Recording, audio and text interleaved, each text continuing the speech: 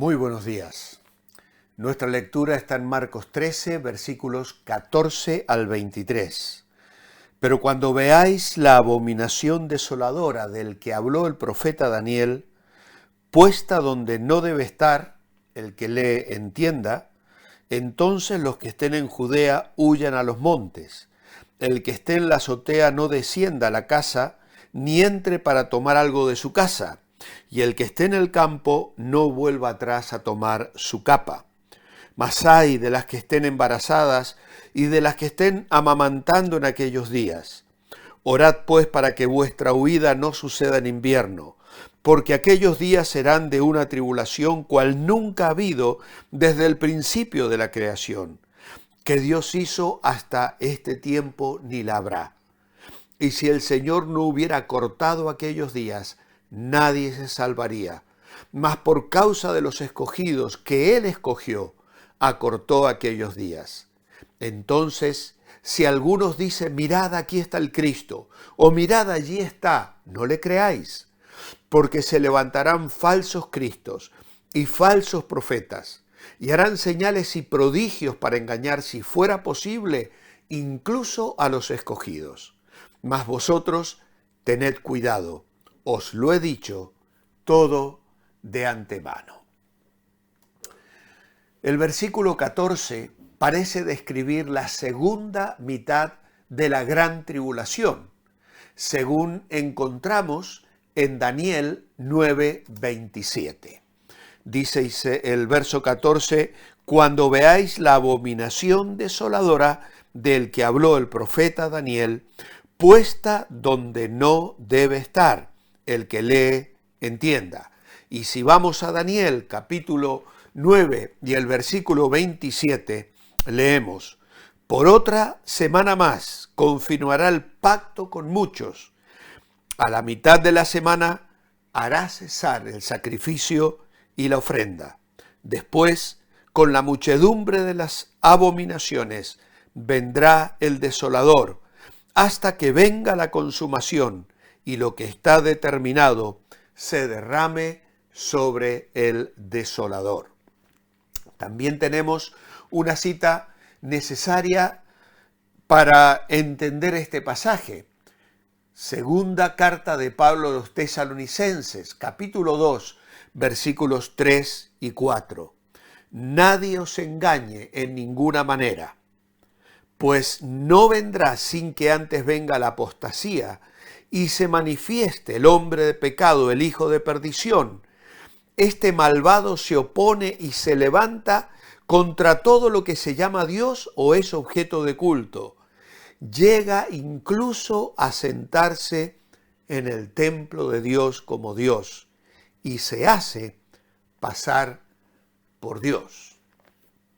Así que aquí tenemos la descripción de un ídolo en el templo, la persecución desatada, un período único en la historia, falsos cristos incluso haciendo milagros.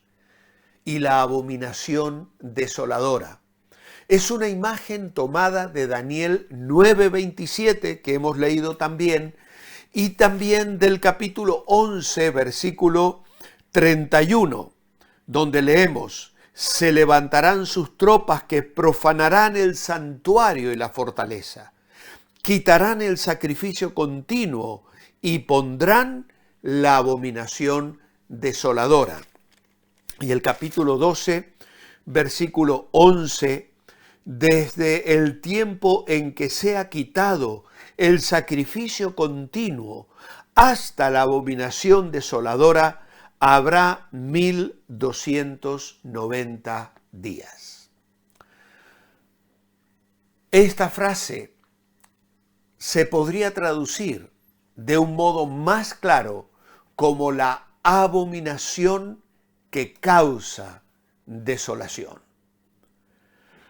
Una descripción personificada del anticristo la encontramos en Segunda Tesalonicenses, como acabamos de leer, desde el versículo 3 al versículo 10.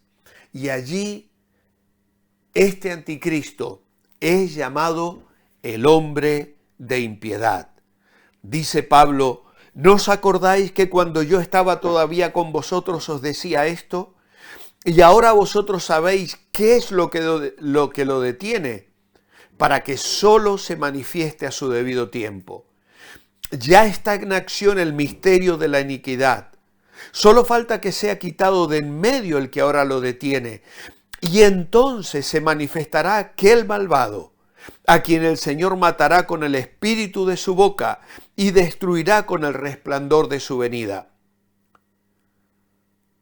La llegada de este malvado, que es obra de Satanás, irá acompañada de gran poder y señales y falsos milagros, y se valdrá de toda clase de mentiras perversas para engañar a los que se pierden, por cuanto no recibieron el amor de la verdad para ser salvos.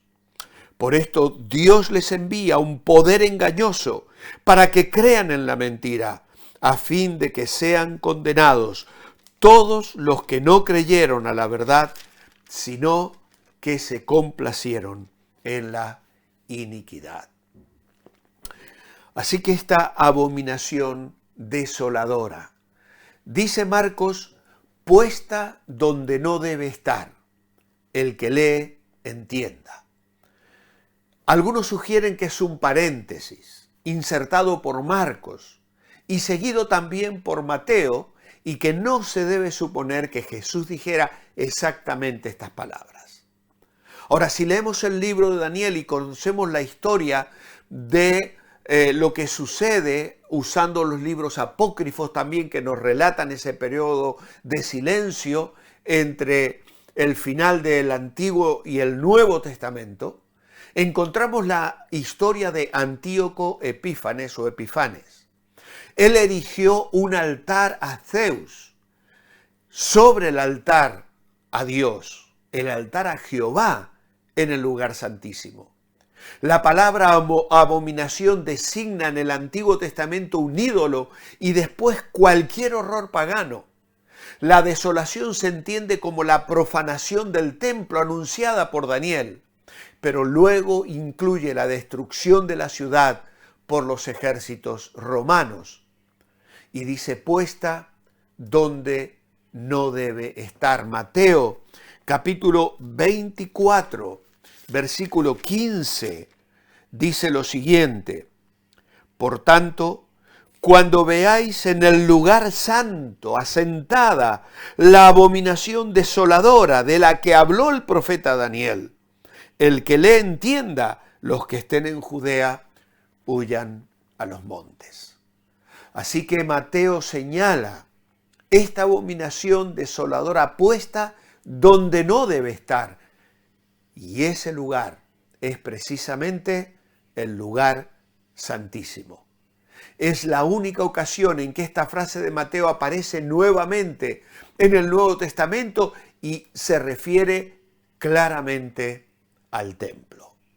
Ahora, aquella abominación desoladora fue un cerdo sacrificado sobre el altar por este general romano Antíoco Epifanes, que de esta manera contaminó el templo, que luego fue redicado por los macabeos, que hicieron una rebelión, etcétera, etcétera. La historia es apasionante. Ahora bien, Jesús está hablando del libro de Daniel, está mirando lo que habría de acontecer seguramente con los romanos cuando vinieran a destruir el templo. Pero esto implica también que específicamente el templo será reconstruido en el futuro y que el sistema de sacrificio diario será reinstalada. Por eso dice puesta, indica que la abominación desoladora será continuo y de hecho durará por 3 años y medio, como hemos leído en Daniel capítulo 12 y el versículo 11, que vuelvo a leeros: desde el tiempo en que sea quitado el sacrificio continuo hasta la abominación desoladora habrá 1290 días. Y Apocalipsis capítulo 12, y el versículo 6. Es tremendo lo que la palabra de Dios nos informa aquí. Apocalipsis capítulo 12 y el versículo 6. Dice lo siguiente: la mujer huyó al desierto, donde tenía un lugar preparado por Dios para que allí la mantuvieran por 1260 días. El que lee, entienda. Esto indica que Jesús no estaba dirigiendo esta advertencia exclusivamente a los discípulos o a otras personas de su tiempo, quienes no llegarían a experimentar estos acontecimientos, sino a todos los creyentes de todos los tiempos. Todos aquellos que lean estas verdades estarán preparados y entenderán las pruebas que estarán soportando. Y dice el Señor, huyan a los montes. La palabra griega para huir tiene relación con la palabra en castellano fugitivo, una persona que corre para escapar del peligro. Jesús aconseja a todos los que viven en Judea que huyan del holocausto refugiándose en las montañas. Como veis, hay quienes sugieren que esto se cumplió completamente. Hay quienes opinan, mirando el Apocalipsis y estudiando el libro de Daniel, que aún son cosas que están para cumplir. En la mente de Jesús, la desolación sería ese temido acontecimiento llevado a cabo por los ejércitos invasores en el 70 después de Cristo. Sea como sea, la palabra de Daniel encuentra un segundo cumplimiento. Y en este caso tiene que ver con Roma en lugar de Siria. Más allá de que podemos considerar estas profecías como cumplidas o por cumplirse en la futura gran tribulación, tenemos que notar que hay algunas conclusiones básicas que podemos hoy sacar. En primer lugar, las cosas en el mundo no mejorarán. Con el paso del tiempo van a ir empeorando. Cuando decimos lo mejor está por venir, nos referimos a nuestro encuentro con Jesús y a lo que nos espera en el cielo, no a lo que nos espera aquí sobre la tierra. La predicación del Evangelio no dará como resultado la conversión de todo el mundo. No. Lamentablemente, el mundo no va a ser ganado para Cristo, pero el triunfo final de Cristo no será gradual, será resultado de su manifestación, de su segunda venida, cuando el Señor Jesucristo se presente. Y esto Jesús lo va a describir a partir del versículo 24.